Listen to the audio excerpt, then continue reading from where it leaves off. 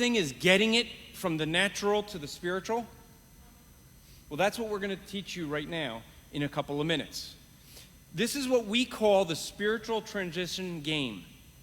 It is a game that we encourage you to take back to your churches, play with your youth group, play with your adults, and I'm going to explain how you play it, and then we're going to actually play. The way this works is that somebody will, in a group, will call out a name. Michael is going to call me, and he's going to call Carl, and he's going to give us a choice of two things. You can either choose to do a spiritual conversation, which is just anything generally spiritual, to get into any kind of spiritual type of conversation. But the more difficult one is, if you really want to make it hard for someone, is they have to make it an evangelistic conversation.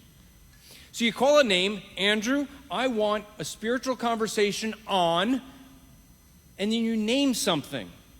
It could be a goatee. I'm giving you real ones that I've had to do, okay? Someone's goatee, the little plastic.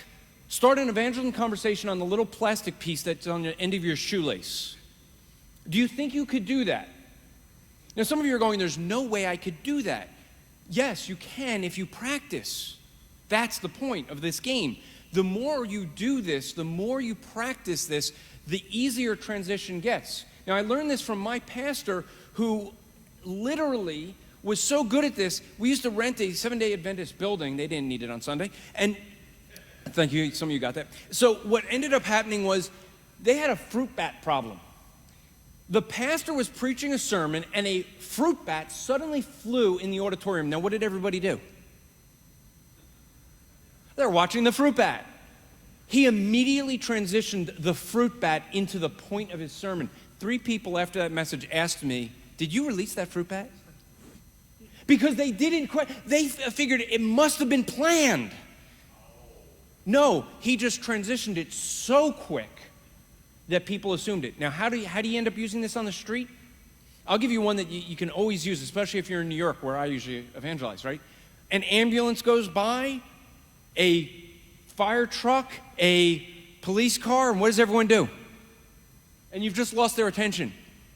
I do this one so often that it just becomes immediate. I say, you know what? You hear that siren? That's what I'm trying to be in your life. I'm trying to be a siren offering a warning to you to listen to this message I'm sharing. Now, what did I just do? I pulled them right back into the conversation using what has their attention. Okay? This is what we want to teach you to do. So we're going to demo how to play the game, and we're going to encourage you to go home and start playing with one another. The more you play this, the better you get. You're no longer going to be praying, Lord, please make an opportunity, make something where someone will come and share the gospel, where I can share the gospel with them, provide an opportunity. You know why you're not going to pray that way? Because you're now going to make any conversation into an opportunity. You're going to learn how to turn any conversation anytime. And so you can get to the gospel anytime you want to. So. All right, well, why don't you pretend you're at a party? I'm at a party. Okay. And an alcohol-free party. So we're having a party at Michael Coughlin's house. Yep, good Baptist. And Pizza's included. And you look on the wall. Wait, if we're good Baptists, then we have to be late for the party. And you're late. We sit in the back. You look on the wall, and there's that painting of the dogs playing poker. Get to a gospel conversation using that as your start off. That's the one with the dogs with the hats. Okay. Yeah. All right. So I'll do it 2 different ways, because in honor of Living Waters being here, if it was Ray Comfort doing it, he'd say, and I probably can't get the accent right. You see the painting? It must have had a painter. I can't do the accent right. That would be what he would say.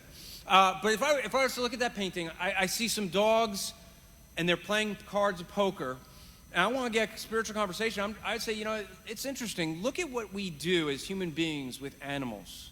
We take these animals, and we try to give them something that we know they can't do. We give them human characteristics. Because to play a game of poker, we're assuming that they understand the game, which means they have the cognizance of a human being to be able to have logic and knowledge and truth to be able to play a game like that. Why is it that we can look at that and we know that picture is wrong? Don't we know that's wrong because dogs can't play poker. That's the whole art of that. And we know they can't play poker because they're animals, and we are not. And even though our culture teaches us that we actually are just evolved animals, we know, even by looking at this picture, that we are not just animals, that we are made separate from the animals. And we know that because God, who created both the animals and us, has made us different. God has created us in his image, unlike the animals.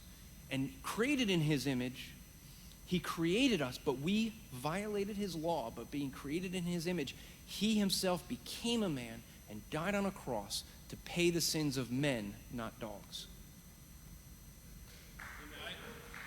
I just have to say that was not pre-planned. That was amazing. Dude, that was awesome. Because if I was you, I would think that was staged right now. That was so good, brother. All right. Let me say one thing. There may be some of you that have thought of some other way, and that's the whole thing with the game. That's okay. Go around afterwards and find out everyone had a different idea, and that's where you go, oh, that's neat. I would have used that. That. God will use your unique personality and giftings he's given you to get his message to the people he wants to get it to in the way that he gifted you to do it. Carl. Let's do it. I'm outside and we're walking down the street and I look up and I see a cloud and I say, that's shaped like Paratroopa.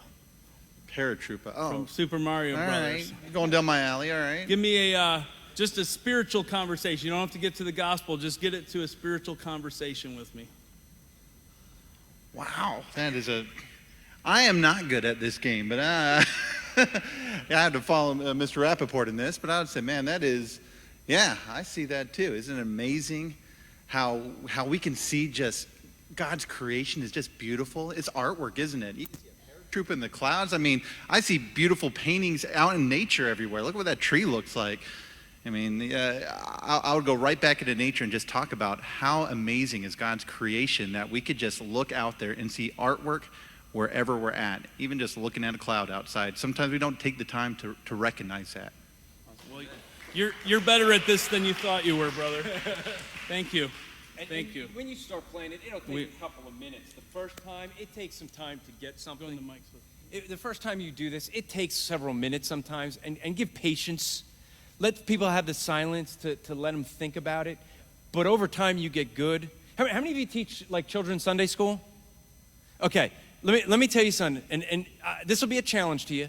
I used to open every single week when I would teach children's Sunday school. The kids loved this, but I would let them start the message. Anything. I was preaching on the Word of God to the kids, and they started. One of the kids said, "A can of tuna fish." Do you think you could teach about the Word of God starting from a can of tuna fish? Because I'll tell you, that gets them going like, ooh, I'm going to try to, but it gets you, it's teaching you as well. So if you're teaching Sunday school, there's the challenge. All right, hopefully